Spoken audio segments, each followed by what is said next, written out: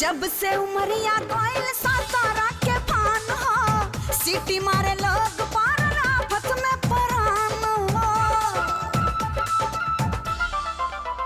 हाँ, जब से उमरिया कोयल सातारा के फान हो, सीटी मारे लोग पारन आफत में परान हो।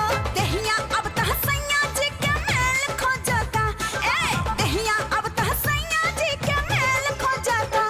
ई जवानी के अचार कड़वा तेल खो जाता, ई जवानी के अचार कड़वा तेल खो जाता, ई जवानी के अचार कड़वा तेल खो जाता।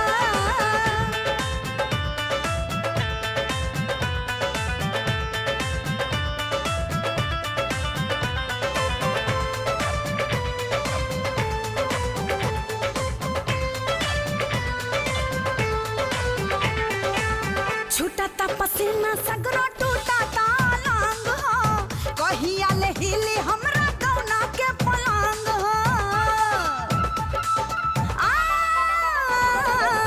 छूटता पसीना सगरो टूटता लांग हो, कहिया ले हिली हमरा कौना के पलंग हो। खेले के मनवा बड़का खेल खो जाता, खेले के मनवा बड़का खेल खो जाता। ई जवानी